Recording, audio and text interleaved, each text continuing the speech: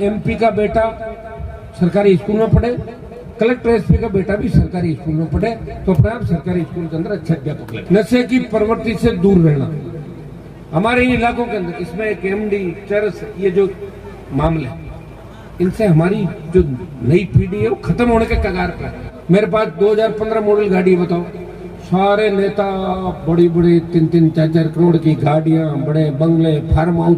तो मोबाइल का भी बहुत नशा हो गया। कई तो एक नया गेम चल गया, मोबाइल पे पैसे वाले बनने के चक्कर में छोरे अनाप शनाप कर रहे हैं। मैं ये मामला जरूर उठाऊंगा कि बेटे बेटियों को ये अधिकार तो है कि वयस्क होने पे शादी अपनी मन मर्जी से करे, लेकिन कई जगह मैं देखता हूँ कि बेटियां कोर्ट में ये कहती है कि ये किसके माँ बाप है, मैं तो इसको पहचानती हूँ। ताराराम जी, इमरजेंसी का जो खेल था तब कोर्ट कहाँ गए थे? हिंदुस्तान का जवान पूछना चाहता है उस समय न्यायालय कहाँ गए थे? उसने कहा कि राजा जो पेड़ से पैदा होता वो राजा नहीं, रानी के पेड़ से पैदा होना राजा नहीं है, राजा वो है जिसे जनता चुनती है। और राजाओं का राज नहीं रहा, राजाओं का राज तो चला गया। तो जब देश आजाद हुआ तो प्रथाएं खत्म हो गई, आप सब आजाद हो गए। कि आपको पढ़ाई लिखाई करानी है, ये तय करना है कि हमें बच्चों को पढ़ाना लिखाना, नौकरी मिले या नहीं मिले।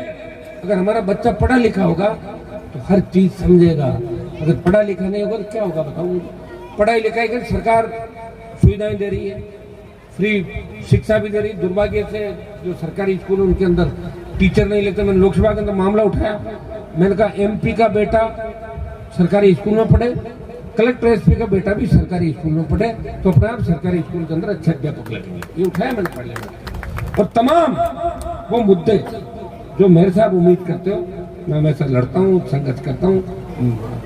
आपने तो ये प्रण लिया था महाराणा प्रताप के वंशज हो और बहुत मजबूत हो, अभी भी उस प्रण को निभा रहे हो कितने साल बाद। तो आपको सरकारी सुविधाएं मिलनी चाहिए, आप बच्चों को पढ़ाओ लिखाओ। नशे की प्रवृत्ति से दूर रहना हमारे इन इलाकों के अंदर, इसमें एक एमडी, चरस, ये जो मामले, इनसे हमारी जो नई पीढ़ी है वो खत्म होने के कगार पर है। कौन देश की रखवाली करेगा? कौन सेना में जाएगा? भाई बताओ मुझे। यही खत्म हो जाओगे नशा करके। और एक भाई है, उसके 4 बहन है, वो भाई नशा करने लगे, उन बहनों की शादी कौन करेगा? कौन माँ बाप की सेवा करेगा? कौन पढ़े? तो सबका अपना अपना काम है, क्यों किसी की होड़ करते हो? कोई फॉर्च्यूनर में घूम रहा है तो घूमने दो, क्या पता फाइनेंस वाले वापिस ले जाए, कहाँ से लाया, उधार लाया, कोई चोरी चकारी करके लाया होगा, तो उस पर मत दो, तो फॉर्च्यूनर ले मत। अपने तो अगर बाइक से काम चले तो उससे चला लो। मेरे पास 2015 मॉडल गाड़ी है, बताओ, सारे नेता बड़ी बड़ी 3-4 करोड़ की गाड़ियां, बड़े बंगले, फार्म हाउस। तो मंत्री या तो उधर चला जाता, ये इधर आपकी सेवा में लग गया, मुझे आवश्यकता नहीं पड़ती, ठामरा गाड़ियां बैठ गया और घुमला बीच में आ जाते हैं आपके। देखो, होड़ वही करो जो अपनी उसमें हो, पढ़ो, आगे बढ़ो, लक्ष्य अपना होना चाहिए कि हमें वो लक्ष्य प्राप्त करना, किसी की होड़ नहीं करनी। बच्चे आजकल बेरोजगारी के अभाव के अंदर, तस्करी के अंदर जिस तरह लिप्त हो रहे हैं, जेलों के अंदर। एक बार मैं एक जयपुर जेल के अंदर में गया था देखने के लिए, आधे से ज्यादा हमारे लोग बैठे, संख्या हमारी ज्यादा है। दुर्भाग्य से छोटे मोटे लड़ाई झगड़े, नशा, बर्बाद हो रहे हैं। परिवार पैसे आता है, मिलने के लिए आता है। आप देखिए, जिसके घर से जेल में कमाने वाला व्यक्ति चला जाता है, उस परिवार की क्या स्थिति होगी। तो हमें इन चीजों पर चिंतन करना है, मनन करना है। और एक चीज का तो तय कर लो, नशा नहीं करना है। तो मोबाइल का भी बहुत नशा हो गया। कई तो एक नया गेम चल गया, मोबाइल पे पैसे वाले बनने के चक्कर में छोरे अनाप शनाप कर रहे हैं, फर्जी गेम है। तो ये नहीं करना भाई।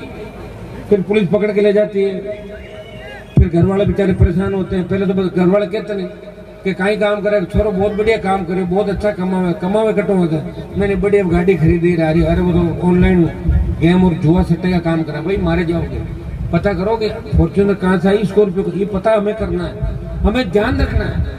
अगर बेटी बेटे को मोबाइल दिलाओ तो उसका हमें ध्यान रखना है कि मोबाइल पे किस किस से बात कर रहा है, ये ड्यूटी माँ बाप की है। अगर ये सारी काम अपन कर लेंगे तो निश्चित रूप ठीक होगा। मैं तो अब की बार लोकसभा में एक मामला जरूर उठाऊंगा कि बेटे बेटियों को ये अधिकार तो है कि वयस्क होने पे शादी अपनी मन मर्जी से करे, लेकिन कई जगह मैं देखता हूँ कि बेटियां कोर्ट में ये कहती है कि ये किसके माँ बाप है, मैं तो इसको पहचानती हूँ। तो गलत बात है। पैदा करके 20 साल तक पालो, और ये अधिकार नहीं है भाई, गोद में ही शादी कर लेते हैं, एक गोद में शादी। जहां पहले तो 4 समाज में भी 4 गोद छोड़ते थे, क्योंकि आनुवंशिक बीमारियां नहीं हो। ये संस्कृति ऐसे ही थोड़ी बनी भारत की। ये विश्वगुरु कैसे भारत था? भारत ऐसे ही थोड़ी हिंदुस्तान। तो हमें इन चीजों के बारे में बोलना पड़ेगा। बोलेगा कौन? कोर्ट ने कह दिया, दूसरा कौन बोलेगा? मैं बोलूंगा सबसे पहले। अब की बार पार्लियामेंट के अंदर यही मामला उठाऊंगा सबसे ज्यादा, कि माँ बाप का अपनी बेटी पे उतना ही अधिकार है जितना खुद का उसका अपने ऊपर अधिकार है। बेटे पे माँ बाप का उतना ही, अगर माँ बाप नहीं होंगे तो बेटा बेटी कहां से आएंगे बताओ मुझे? पालन पोषण करके बड़ा करते हैं। हाँ, 19-20 स्वतंत्रता का मौलिक अधिकार ये सही है कि शादी अपनी मर्जी से करें, लेकिन शादी मर्जी से ऐसे कैसे कर सकती है? अपना धर्म अलग है, व्यवस्थाएं अलग अलग, धर्मों में अलग अलग नियम है, अलग अलग उनके धर्मों के कानून बने हुए। तो इन चीजों पे भी विचार होना चाहिए। कौन करेगा? समाज सुधार वाले हमें कह दोगे, हम चुप होकर बैठ जाएंगे, कह दिया कोर्ट ने ये कह दिया। अरे भैया, कोर्ट ने अगर कह दिया तो कोर्ट का कहा भी कानून बदल के नया कानून बन सकता है। देश की पार्लियामेंट के अंदर बहुत से कानून कोर्ट के कहने के बाद भी बदले। आपको पता है इंदिरा गांधी ने इमरजेंसी लगा दी थी, याद है आप लोगों को? कहाँ गए थे कोर्ट कचहरी उस समय? सोई गए कोर्ट। अरे आपको याद होगा, जबरन खेतों में पटक पटक के नसबंदियां करती थी लोगों की उस समय। ताराराम जी, इमरजेंसी का जो खेल था, तब कोर्ट कहाँ गए थे? हिंदुस्तान का जवान पूछना चाहता है, उस समय न्यायालय कहाँ गए थे जब इंदिरा गांधी जी ने इमरजेंसी लगाई? और आज भी जब मोदी और अमित शाह ने अघोषित इमरजेंसी लगा रखी है, कोई भी बोलता है उसके घर पे ईडी सीबीआई भेज देते हैं, उसके फोन टेप करते हैं, उनको झूठे मुकदमे में फंसा के और सजा करवा देते हैं, उनकी पॉलिटिकल डेथ करवा देते हैं। कहाँ है कानून? इसलिए हमें सोचना होगा और मजबूत लोगों को वोट के माध्यम से जिंदा रखना होगा। इसलिए ध्यान रखो, आपसे हम कुछ नहीं मांगते। जब वोट मांगने आए तो याद रखो कि वोट किसको देना है। ये 70 साल से जब पार्टियां आपको पागल बना रही है, तो अगर पार्टियों से कुछ लेना हो तो काम ले लो और वोट सही जगह पे डालो। ये काम करोगे तभी जिंदा व्यक्ति आपके भी लड़ने वाले रहेंगे देश के अंदर। बाकी जिंदा बचे नहीं लोग। और जितने बड़े लोग देख रहे हो ना, बड़े बड़े घराने, बड़े बड़े लोग, वो तो सरेंडर हो गए पहले से, वो तो हो गए सरेंडर।